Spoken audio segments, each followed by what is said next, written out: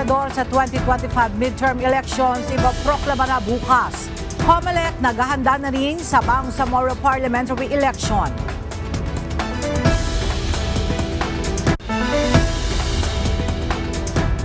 Pagpapawalang bisa sa acquittal ni ML Party List First Nominee former Senator Laila De Lima walang epekto sa nakaambang inclusion nito sa House Prosecution Panel ayon sa isang kongresista. Magkakapatid na Duterte naghahanda para sa isang Thanksgiving.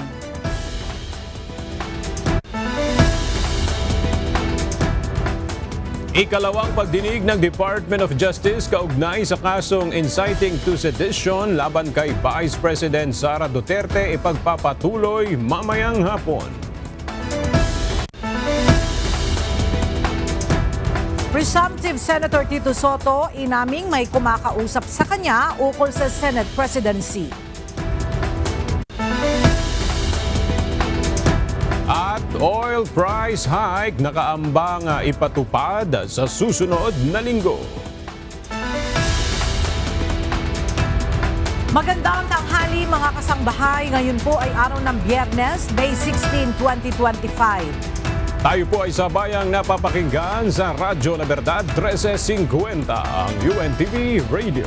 At una sa mga balita ngayong tanghali.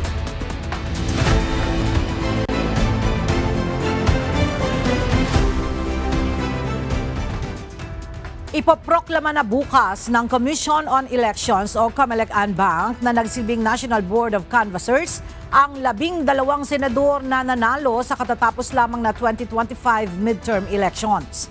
Ayon sa COMELEC, sabay-sabay nang ipoproklama ang mga nanalong senador. Mula pa rin sa Manila Hotel, makibalita tayo kay Dante Amento live.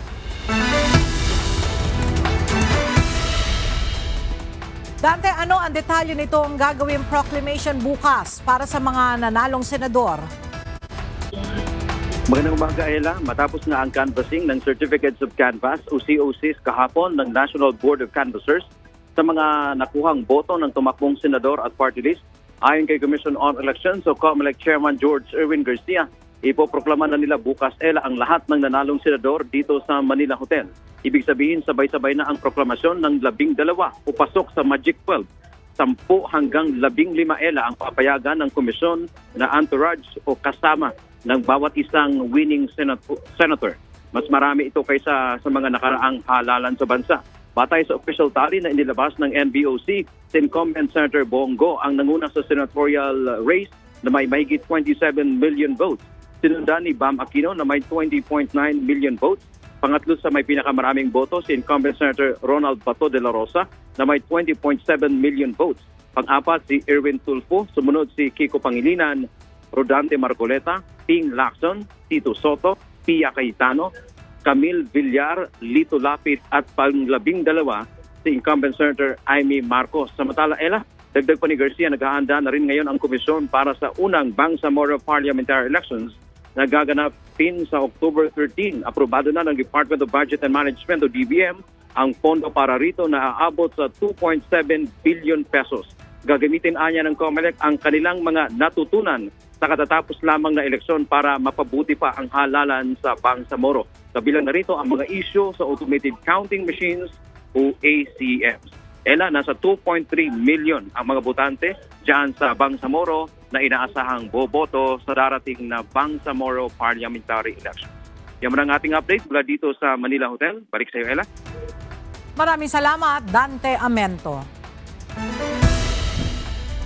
Pinaalalahanan ng Bureau of Internal Revenue ang mga kandidato at partido na tumakbo sa 2025 midterm elections na magsumite ng mga ulat ng Statement of Contribution and Expenditure o SOSE, hindi lamang sa COMELEC kundi pati sa BIR.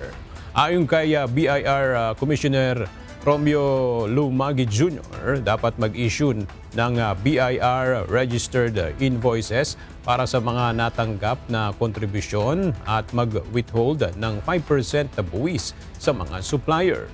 Kapag ang natanggap na kontribusyon ay higit sa mga nagastos, kinakailangan nilang magbayad ng income tax para sa sobrang pondo. Babala ni Lumagi, maaaring humarap pa sa kasong tax evasion at diskwalifikasyon ang mga hindi susunod sa mga panuntunang ito. Umabot sa 11 toneladang campaign paraphernalia ang nababaklas ng mga tauhan ng Metropolitan Manila Development Authority sa isinasagawang Oplan Baklas ilang araw matapos ang eleksyon. Mula sa Quezon City, ang detalye hatid ni Benedict Samson live.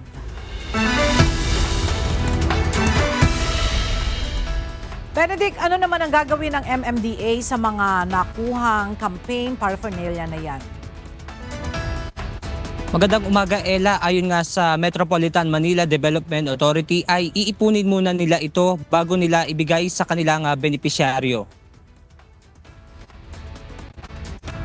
Noong May 13 hanggang May 14, nagsagawa ng Oplan Baklas ang MMDA sa iba't ibang lokasyon mula sa 16 na lungsod at isang munisipalidad sa Metro Manila.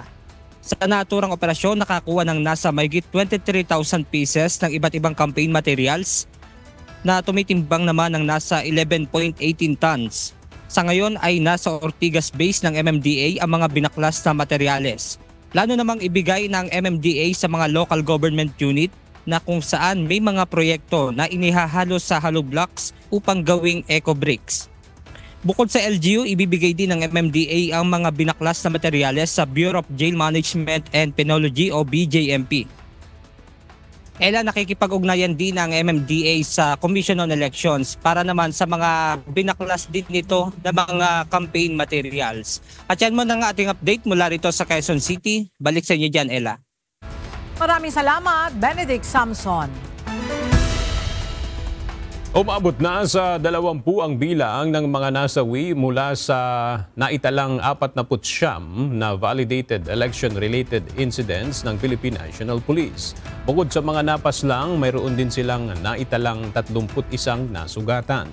Ayon kay PNP spokesperson, Police Brigadier General Jean Fajardo, karamihan ng mga nasawi ay mula sa Cordillera Administrative Region o CAR, Bangsamoro Autonomous Region in Muslim Mindanao at Calabarzon. Gayunman, sinabi ni Brigadier General Fajardo na payapa pa ring maituturing ang eleksyon. Kung generally peaceful po ng pagsasagawa po natin ng eleksyon sa buong bansa po ay mai-attribute po natin sa mahaba po nating naging pagsasanay, mahaba pong pagpaplano na kasakatuwang po natin yung ibang ahensya po ng gobyerno at yung ating mga forward deployment po doon sa mga areas na dapat sa ilalim po sa election areas of concern. Pinawalang bisa ng Court of Appeals ang pag-absuelto ng Muntinlupa Regional Trial Court Branch 204 kay dating Senador Leila de Lima. Partikular na ang kasong conspiracy to commit illegal drug trading. Ang detalye sa ulat ni Rosalie Coz. Idineklara ng Court of Appeals o CA na null and void o walang bisa ang desisyon ng Muntinlupa City Regional Trial Court Branch 204 na pag-absuelto kay dating senadora at ngayon first nominee ng mamamayang Liberal Party List Leila de Lima. Partikular na sa kasong conspiracy to commit illegal drug trading. Sa 12 pahinang desisyon na may petsang April 30, 2025 at nakalathala sa webpage ng CA, pinaburan ang inihaing petisyon for certiorari ng Office of the Solicitor General. May 12, 2023 nang pawalang sala ng RTC Branch 204 si De Lima sa drug case nito dahil sa pagbawi ni dating Bureau of Corrections Officer in Charge Rafael Ragos sa mga naging testimonya niya noon laban sa dating senadora at Justice Secretary. Subalit giit ng CA, bigong tukuyin sa desisyon ng lower court kung ano ba ang mga pahayag na binawi ni Ragos. Hindi rin umano malinaw ang paliwanag sa epekto ng pagbawi sa pahayag at hindi rin natukoy kung aling elemento sa kasong isinampa ang hindi napatunayan. Kaya naman ipinag-utos ng CA na ibalik sa lower court ang kaso ni De Lima. Ipinagtataka naman ni De Lima ang desisyong ito ng CA. Pero anya, iaapela nila ang desisyon hanggang sa Korte Suprema kung kinakailangan. Dagdag pa nito, hindi ito nangangahulugang wala ng bisa ang kanyang acquittal. Final and unappealable anya ang kanyang acquittal dahil sa prinsipyo ng double jeopardy. Gate pa nito, hindi magiging hadlang ang desisyon ng CA sa pagbabalik niya sa serbisyo publiko. Rosalie Coz, UNTV News and Rescue. Diyos ang aming sandigan, serbisyo publiko ang aming pinahahalagahan. Walang epekto sa nakaambang inclusion sa House Prosecution Panel ni former Senator Laila De Lima ang desisyon ng Court of Appeals na ipawalang bisa ang acquittal nito sa isang drug-related case. Ayon kay House Deputy Majority Leader Iloilo 3rd District Representative Lawrence Defensor, ang mahalaga ay nominated, maihalal at mai-authorize ng 20th Congress ang dating senadora na nominee ng ML Party List upang maging bahagi ng prosecution team. At para sa detalye, makibalita tayo kay Rosa Licos live.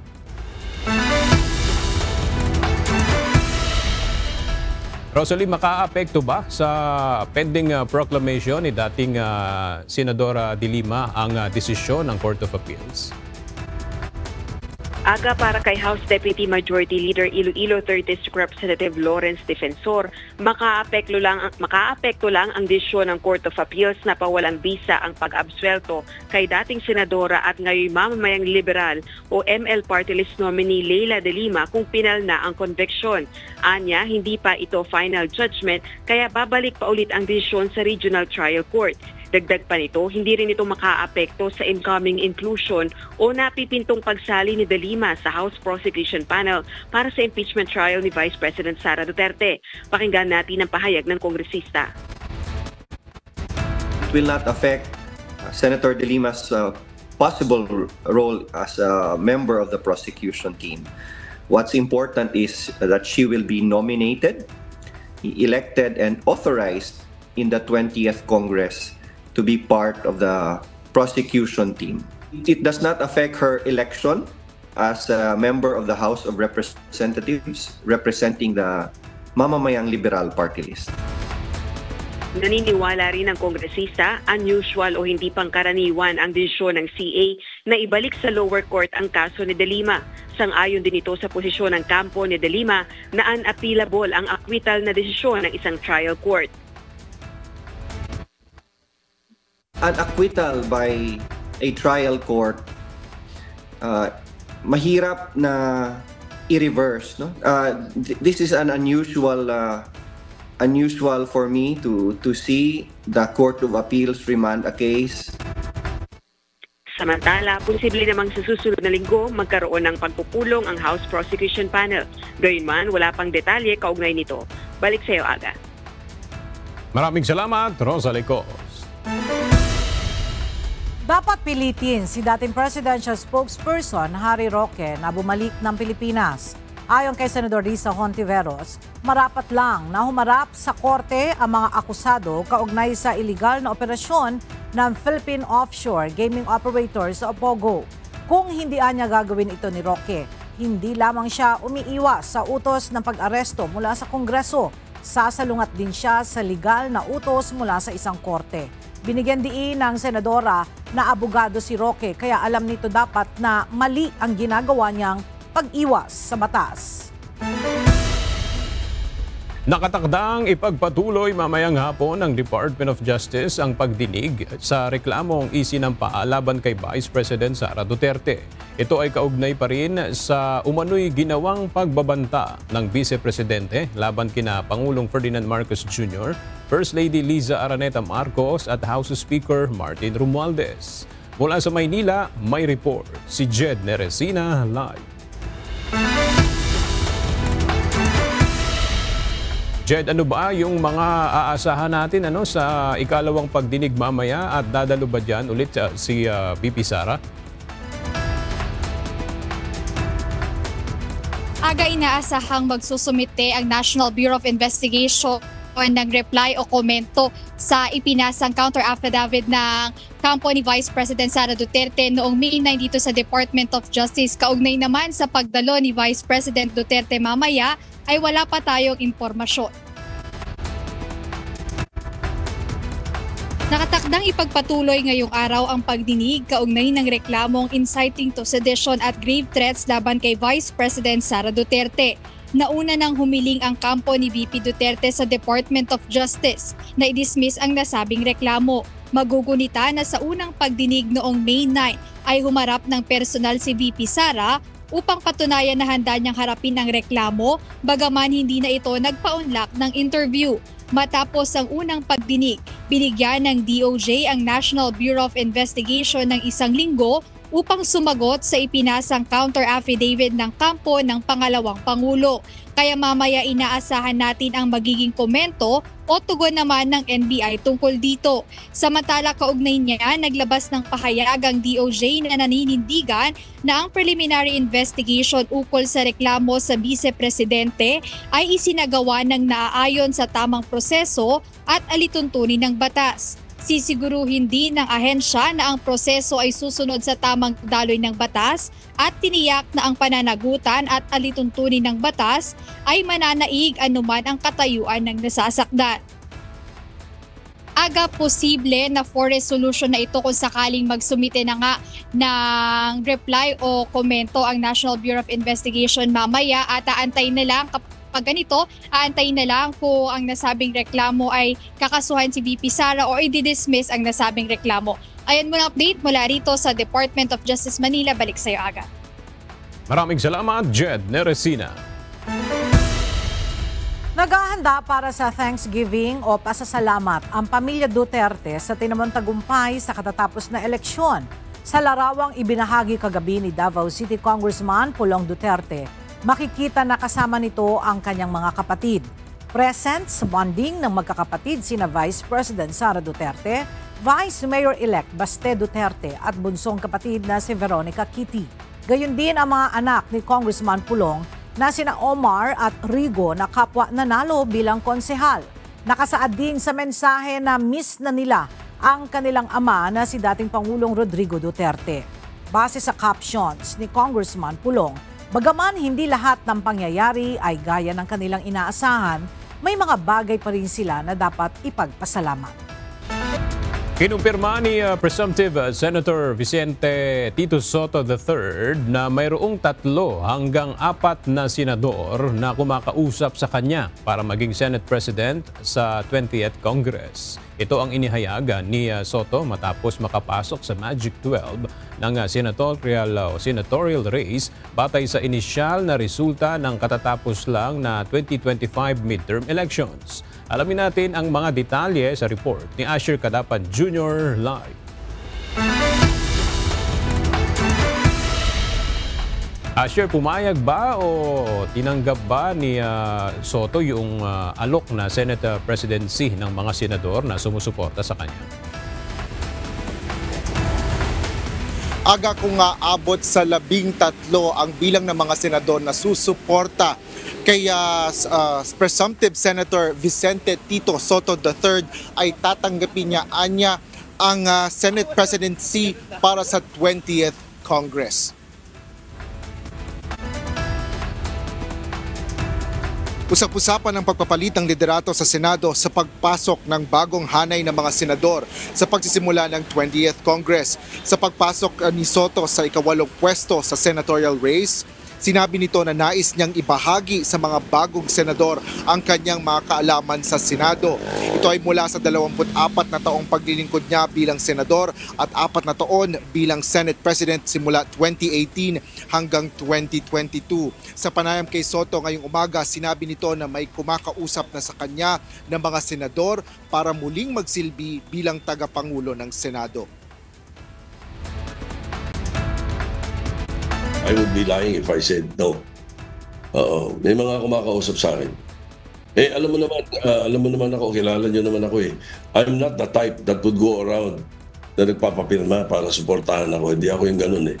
Ako'y maana doon sa mga oldies. If I'm from the old school, if they have the numbers, they want me to be Senate President, I will accept.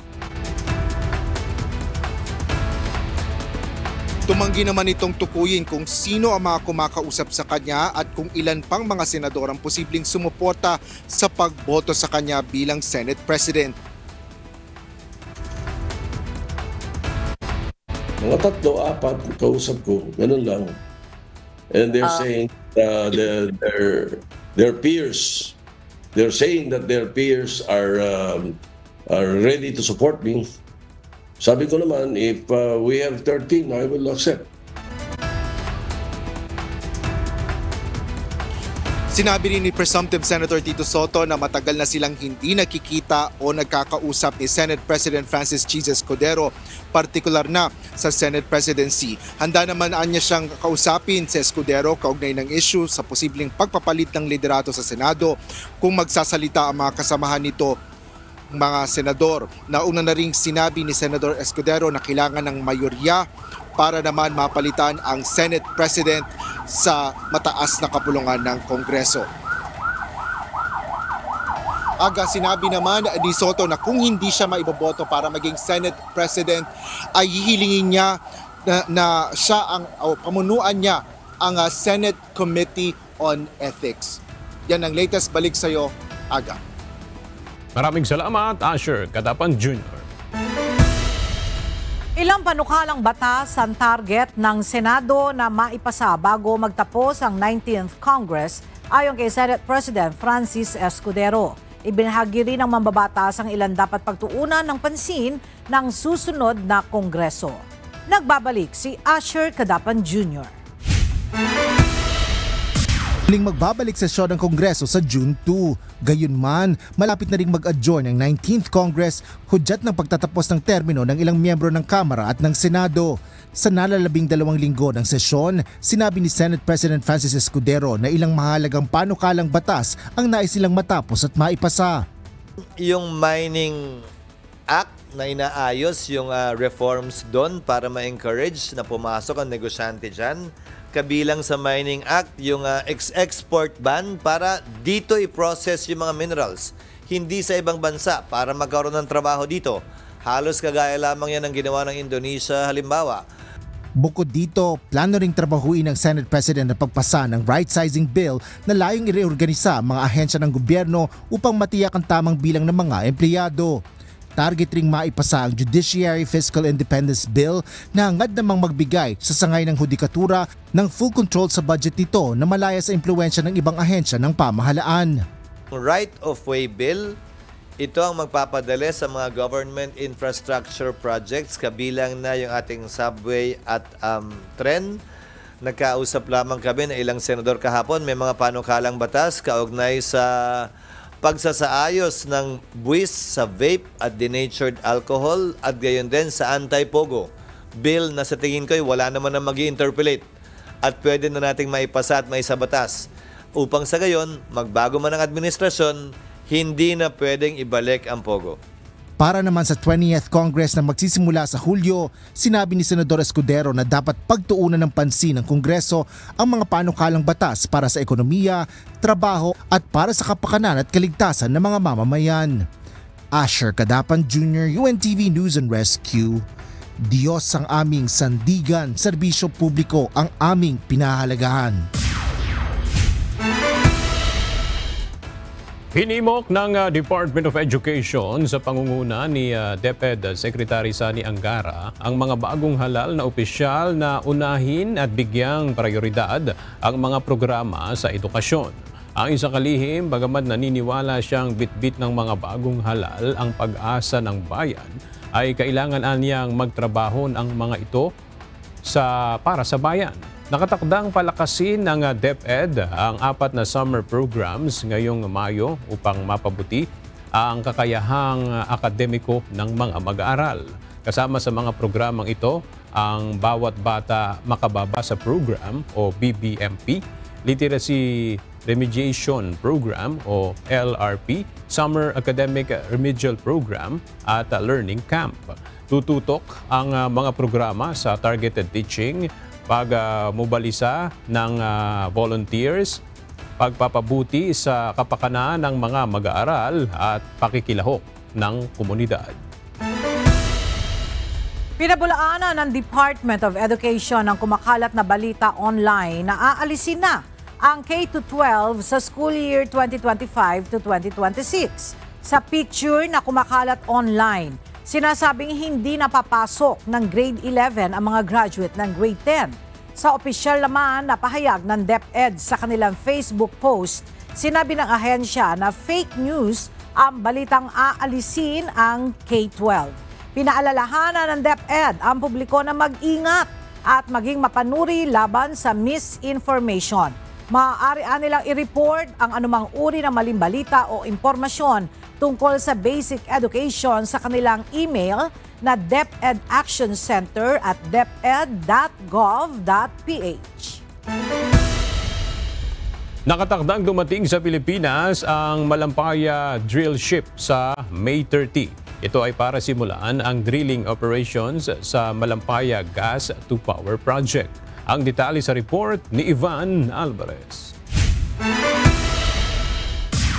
Inasahang masisimulan na ang Phase 4 ng drilling operations ng Malampaya Gas to Power Project.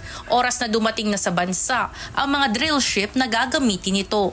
Ayon sa Department of Energy o DOE, kasalukuyang nasa Labuan, Malaysia ang 3 support vessels para sa inspeksyon. The current schedule is for the drill ship to arrive at location in Northwest Palawan by May 30 and thereafter commence the drilling activities for the 3 wells. Ayon kay Energy Undersecretary Sales, oras na dumating ang mga barko sa site ay sisimula na ang paghuhukay sa 3 wells, kung saan 2 ay para sa production habang isa naman para sa exploration. Nagbigay rin ito ng petsa kung kailan ito inaasahang matapos. Program that the drilling of the 3 wells will take approximately 150 days, so that's sometime towards the end of October that the 3 well drilling program will be completed. Sa ngayon, nagbibigay ang Malampaya Project ng 1.2 hanggang 1.3 gigawatts na kuryente. Target ng DOE na maitaas ang Malampaya natural gas production sa 1.5 hanggang 1.7 gigawatts upang masapatan ang kailangang supply ng bansa pagdating sa energy consumption. Ayon sa DOE, mahalaga ang diversification ng energy sources gaya ng natural gas ng Malampaya, renewable energy, pati na rin nuclear energy. And the schedule is that everything going well by the 3rd or 4th quarter in 2026, the hookup will be completed and tested and commissioned, and we can receive incremental gas from the 2 new production wells. Paliwanag ng kagawaran kung magiging matagumpay ang drilling na ito, maaaring mapahaba ang operasyon ng Malampaya ng hanggang 5 taon mula 2029 hanggang 2034. Ivan Alvarez, UNTV News and Rescue. Diyos ang aming sandigan, serbisyo publiko ang aming pinahahalagahan. Nilagdaan ni Pangulong Ferdinand Marcos Jr. kamakailan ang isang batas na layong palakasin ang early childhood care sa bansa. Sa ilalim ng nasabing batas, inaasahang magkakaroon na ng permanenteng trabaho at sahod ang mga daycare teachers. Ang detalye sa report ni Jed Meresina. Taon-taon, libo-libong daycare teachers ang nagsisilbing pangalawang magulang sa mga batang Pilipino. Ngunit ayon sa 2nd Congressional Commission on Education o EDCOM2, sa kabila ng mahalagang papel ng mga guro, tila hindi maayos na nabibigyan ng tamang kompensasyon ang kanilang mga sakripisyo. We have 70,000 of them pero yung sweldo nila paiba-iba. Depende sa LGU. May mga LGU na 500 lang per month, 1,000 per month. Yung average nila is 5,000 per month. Pero araw-araw, nag-aalaga sila ng mga bata, tumutusto sa mga pangangailangan ng mga bata. Pero iba't iba ang salaries, iba't iba ang training programs, laging kulang.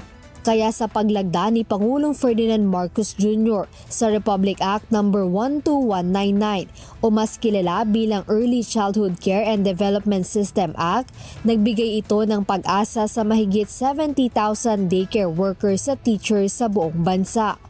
Inaasahan na ng 70,000 daycare workers at teachers na magkaroon sila ng permanency at magkaroon ng maayos na sweldo. Napakahalagang bagay yan kasi kung wala yung guro, ano nga asahan nating mangyayari? para sa EDCOM 2. Ang pagpasa ng Early Childhood Care and Development System Act ay hindi lamang pagkilala sa serbisyo ng mga daycare teachers, kundi isang hakbang tungo sa mas matibay at pantay na edukasyon para sa mga kabataang Pilipino. Ito rin ang inaasahang magbibigay ng mas matibay na suporta sa mga batang edad 0 hanggang 8 taon na siyang pinakakritikal sa paghubog sa kanilang isipan, katawan at pagkatao. Jed Nerasina, UNTV News and Rescue. Diyos ang aming sandigan, serbisyo publiko ang aming pinahahalagahan.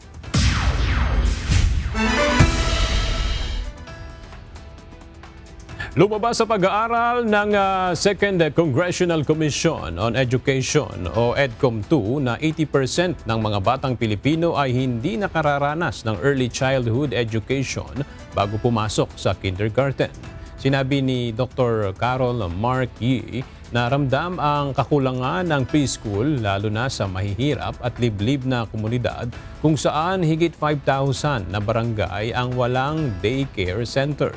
Dagdag pa niya, ang maagang simula ng edukasyon ay may malaking epekto sa tagumpay ng mga bata sa kanilang pag-aaral at kita sa hinaharap. Binibigyang diin ni Yee na ang paglalaan ng pondo para sa early childhood education ay pinakamainam na hakbang upang tugunan ang learning crisis sa bansa. Ang bata na may access sa early childhood education, mas mataas ang likelihood na makapagtapos hanggang college at yung income nila mas mataas. Ito yung best investment that assures us that as long as children receive quality early childhood care in the first years of life, talagang yung mga iba't ibang problema na naharap natin ngayon sa konteksto ng learning crisis, masosolusyonan. Matapos ang dalawang magkasunod na linggong rollback, inaasahang muli na namang tataas ang presyo ng langis sa ikatlong linggo ng Mayo. 95 centavos hanggang 1 peso and 40 centavos ang posibleng madagdag sa kada litro ng presyo ng gasolina, habang 1 peso and 50 centavos hanggang 2 piso naman ang itataas ng diesel at 1 peso and 30 centavos hanggang 1 peso and 40 centavos sa kerosene. Ayon kay Department of Energy Oil Industry Management Bureau Director Rodela Romero, inaasahan tataas ang demand dahil sa kasunduan ng US at China na bawasan ang taripa sa loob ng 70 araw. Nakaapekto rin ang mga parusa ng US sa mga kumpanyang nakikipagkalakalan ng langis sa Iran at ang pagbaba ng oil supply forecast ng OPEC. Naglabas na ng Notice of Termination ang Department of Transportation laban sa BF Corporation at Foresight Development and Surveying Company o BFC-FDSC Consortium dahil sa labis na pagkaantala sa pagtatayo ng common station.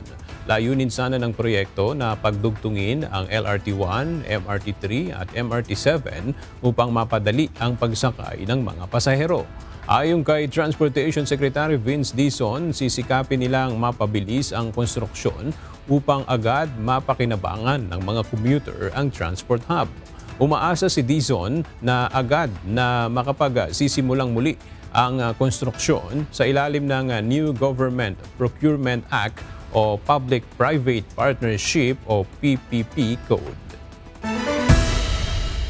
Naghain ng urgent motion sa Korte Suprema ang Metropolitan Manila Development Authority o MMDA para alisin na ang Temporary Restraining Order o TRO sa pagpapatupad ng No Contact Apprehension Policy o NCAP.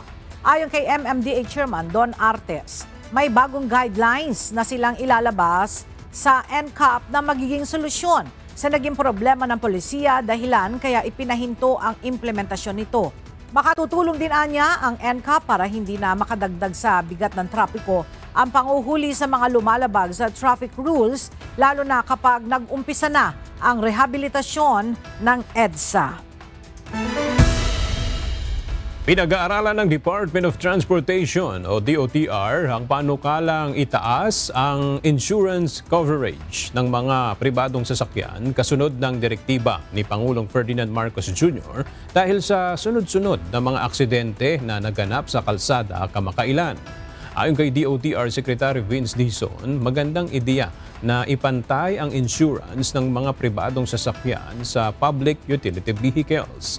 Inaasahang kakailanganin munang konsultihin ang mga stakeholder bago maipatupad ang mga pagbabago, lalo na posibleng magkaroon ng pagtaas sa pasahe kung itataas din ang insurance premium.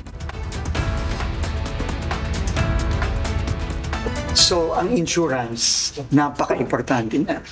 And ang panawagan ng Pangulo, itaas ng todo ang insurance. Pagkakagam ko, itapat ang insurance sa pribado dun sa PUV. Tingin ko napakagandang idea po niyan. At yan po ang pipilitin nating magawa. At kakausapin natin ng LTO at utusan natin ng LTO at LTFRB na kailangan i-impose natin yan. No? Magtatapos ngayong Sabado sa Fort del Pilar, Baguio City ang 266 cadets ng Philippine Military Academy Class of 2025. Sa bilang na ito, 137 ay papasok sa Philippine Army, habang 71 sa Philippine Navy at 54 naman sa Philippine Air Force. Ang class top-notcher na si Cadet First Class Jessie Ticar ay nagbahagi ng kanyang kwento ng pagsubok at tagumpay bilang anak ng isang mahirap na pamilya. Binanggit niya na bukod sa academics at physical training, malaking bahagi ng kanyang karanasan sa PMA ay ang paghasa sa kanyang leadership skills sa pagtuturo at paggabay sa mga underclass cadets. Hinihikayat ni Ticar ang mga kabataan na may determinasyon at tapang na tanggapin ang hamon ng PMA dahil ang mga sakripisyo ay may saysay at daan tungo sa tagumpay. Sinampahan ng administrative complaint ng Philippine National Police ang tauhan nito na bumunot ng baril matapos na may makaalitan sa kalsada. Ayon sa hepe ng pambansang pulisya, hindi nila kukonsintihin ang mga pulis na umaabuso sa kapangyarihan. Mula sa Camp Grame, may report si Leia Ilagan live. Leia, saan naka-assign ang pulis na yan at ano ang magiging status niya ngayon? Aga, ang pulis na may ranggong Police Staff Sergeant ay nakatalaga sa Santa Ana, Manila at ngayon ay inilipat na ito sa District Personnel Holding and Accounting Section ng Manila Police District. Ayon kay PNP Chief Police General Romel Francisco Marbil, ang Integrity Monitoring and Enforcement Group ang magsasagawa ng investigasyon laban sa pulis. Base kasi sa viral video, sa kasagsagan ng traffic, nagkaroon ng mainitang pagtatalo ang pulis at isang civilian rider na nauwi sa paglalabas ng kanyang baril. Sinabi ni Chief PNP na sampahan ang pulis ng reklamong grave misconduct at conduct unbecoming of a police officer. Maliban dito, isinuko na rin ng pulis ang kanyang mga issued na baril habang hinihintay ang resulta ng administrative proceedings. Gate ni Marbil, hindi nila kinukonsinti ang anumang irregularidad sa kanilang hanay. Inatasan niya naman ang lahat ng pulis na gampanan ang kanilang tungkulin na may mataas na antas ng profesionalismo at manatiling kalmado at mahinahon sa kahit na anong uri ng sitwasyon. Aga? Maraming salamat, Leia Ilagan. Naninindigan si Police Brigadier General Jean Fajardo na walang paglabag na ginawa ang mga tauhan ng Bulacan PNP sa pag-aresto sa isang driver ng tumatakbong mayor sa San Jose del Monte, Bulacan. Narito ang report ni Nestor Torres. Nagtrending sa social media ang video kung saan makikita ang ginawang pag-aresto ng mga pulis sa isang lalaki sa loob ng sasakyan. Pilit na pinakikiusapan ang lalaki na sumama, ngunit nagmatigas ito hanggang sa pusasanan ng mga pulis. Ang lalaki sa video ay driver ng isang tumatakbong mayor ng San Jose del Monte, Bulacan. Ayon kay PNP spokesperson at regional director ng PRO3 na si Police Brigadier General Jean Fajardo, walang paglabag sa ginawang pag-aresto ng mga pulis. Inaresto ang lalaki matapos makakuha ng ebidensya ang PNP na sangkot ito sa pamimigay ng pagkain at election ballot sa araw ng halalan, gamit ang sasakyan na may muka ng kandidato, bagay na labag sa batas. Ay sabihin niya, mali yung ginawa natin at gusto niya magsampa ng kaso, handa po ang PNP, lalo-lalo na po yung mga pulis natin. Pero isa lang po ang sasabihin ko sa inyo, paninindigan ko po yung ginawa ng mga pulis natin doon. Sinabi ni Fajardo na hindi siya natatakot at handa niyang harapin ang reklamo at akusasyon na ibinabato sa kanila ng tumatakbong alkalde. Ginawa po natin ebidensya yung mismong sasakyan po ng tumatakbo pong alkalde na malinaw po na nandiyan po yung kanyang mukha at pangalan. At ito rin po yung akto po na namimigay po ng pagkain on the day of the election. Nilinaw naman ni Attorney Imelda Panis, COMELEC Election Officer ng San Jose del Monte, na bawal gumamit ng sasakyan na may mukha ng kandidato, magpamigay ng mga special ballots at pagkain, lalo na at tapos na ang campaign period. Nagbabawal na po yan ng batas. Bawal na po mga kampanya. Inaprubahan ko po yung pag-aresto dahil nga po siya lang naman po yung may ganyan. Sumunod naman po yung mga ibang politiko. Nestor Torres, UNTV News and Rescue. Diyos ang aming sandigan, serbisyo publiko ang aming pinahahalagahan. Nakahandang tumulong ang Armed Forces of the Philippines sa investigasyon ng umano'y quarrying activities sa West Philippine Sea na posibleng reclamation activity. Ayon kay AFP spokesperson Colonel Francel Margaret Padilla, patuloy na binabantayan ng militar ang mga isyung may kaugnayan sa pambansang seguridad. Tutulong ang AFP sa Department of Environment and Natural Resources o DENR, Philippine Coast Guard at National Bureau of Investigation kung kinakailangan para matukoy ang mga nasa likod ng mga aktibidad na ito. Binigyang diin ni Padilla na mandato ng AFP sa ilalim ng Whole Nation Approach ang protektahan ang pambansang teritoryo at pigilan ang mga banta sa soberanya, kalikasan at seguridad. 2 language schools sa Bulacan ang pinasara ng Department of Migrant Workers o DMW matapos makumpirmang may illegal recruitment na nagaganap dito. Mula sa Malolos, Bulacan, alamin natin ang detalye ng balita mula kay Nestor Torres, live.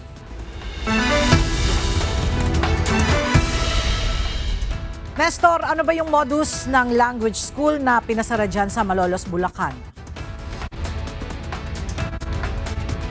Ito nga yung language training center na dito sa lugar ng Malolos at Kalumpit, kung saan ang modus nito ay hindi lang language training center, kundi ito rin pala ay nagre-recruit at nagkipag-ugnayan sa mga agency para mag-abroad papuntang Japan na sinesweldohan nga ng inoopera ng 50 hanggang 70,000 pesos.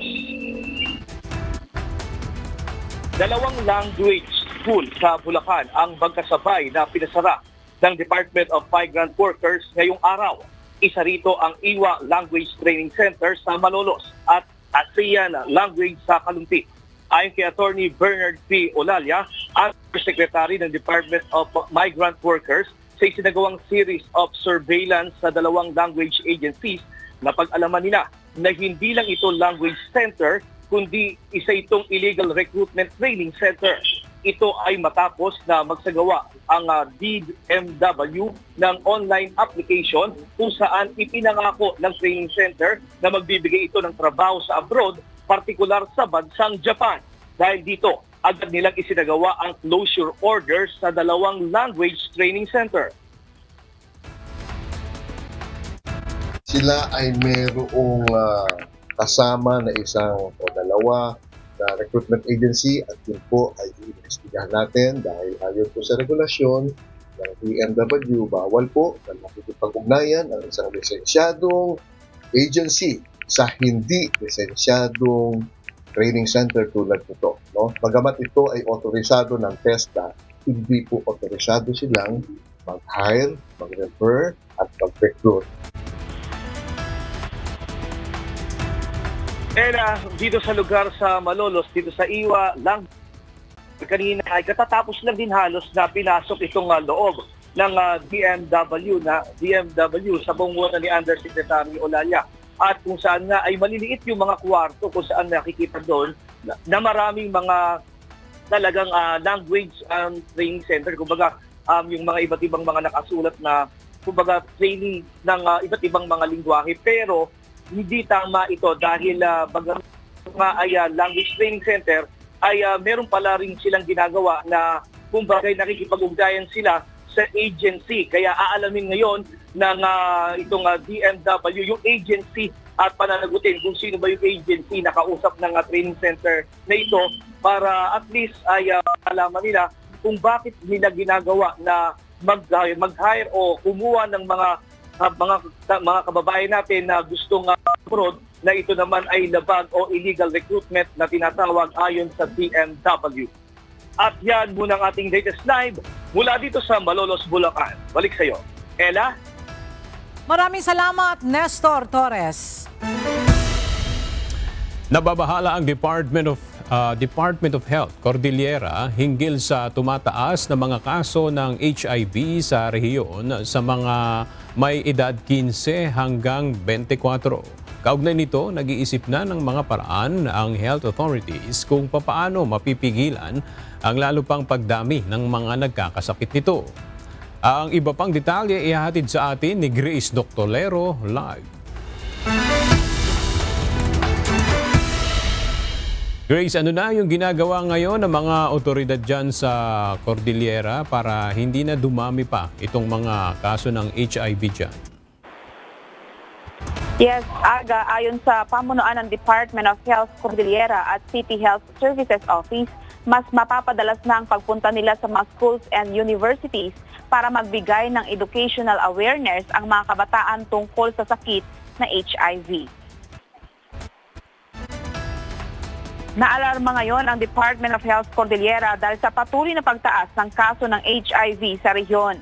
Ayon sa pamunuan ng DOH-CAR mula taong 1984 hanggang buwan ng Pebrero ngayong taon, umabot na sa 1,295 ang confirmed cases kung saan ang Baguio City ang may pinakamaraming kaso na nasa 734.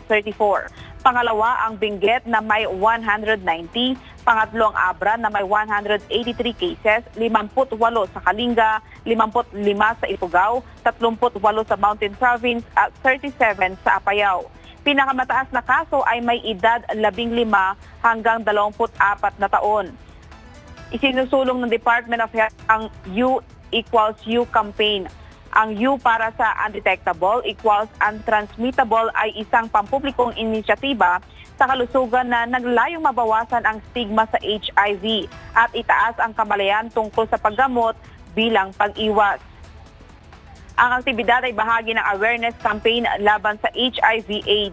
Binibigyang diin nito na ang mga taong may HIV ay nakakamit at nagpapanatili ng hindi matukoy na viral load sa pamamagitan ng pare-parehong antiretroviral therapy ay hindi maaaring makahawa ng HIV sa sexual na paraan. Layo ng kampanya na may palaganap ang tamang kaalaman hinggil sa HIV/AIDS, gayon din ang mga iba pang sexually transmitted diseases o STD at mabawasan ang patuloy na pagtaas ng kaso at pagkamatay dahil dito. Ito rin ay isang uri ng pagbibigay pag-asa, gayon din ang pagbabahagi ng panalangin at pag-alala sa mga yumao dahil sa naturang sakit. Ang HIV/AIDS ay nakukuha sa pakikipagtalik o sexual contact, blood o blood products, needle prick at mula sa gatas ng ina. Aga, magbibigay ng pagsusuri o screenings ang Baguio City Health Office para sa mga nakakaranas ng mga sintomas ng naturang sakit. Yan muna ang latest live mula dito sa Baguio City. Balik sa iyo, Aga. Maraming salamat, Grace Doctolero.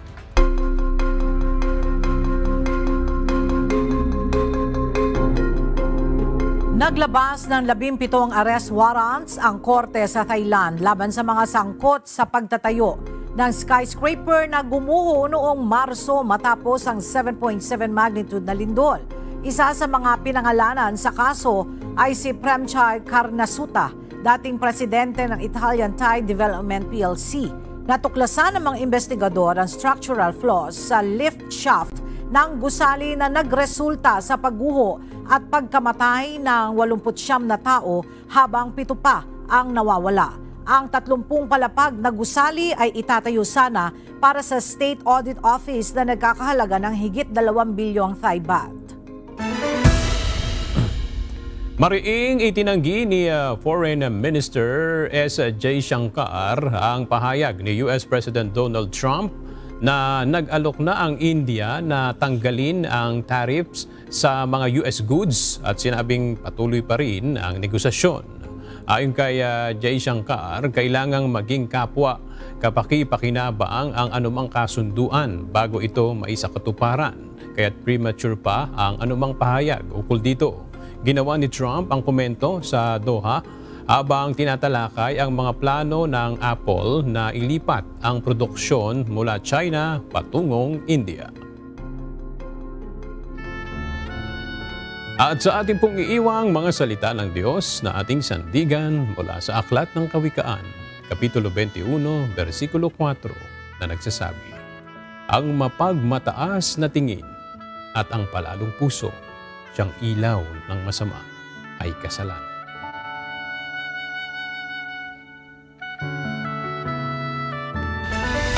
At yan ang mga balitang aming tinutukan at inaksyonan. Dahil sa aming pagbabalita, una ang pagkalinga sa kapwa. UNTV C News, may balita saan mang panig ng daigdig. At dito sa UNTV, Diyos ang aming sandigan, serbisyo publiko ang aming pinahahalagahan. Magandang tanghali at Happy Weekend!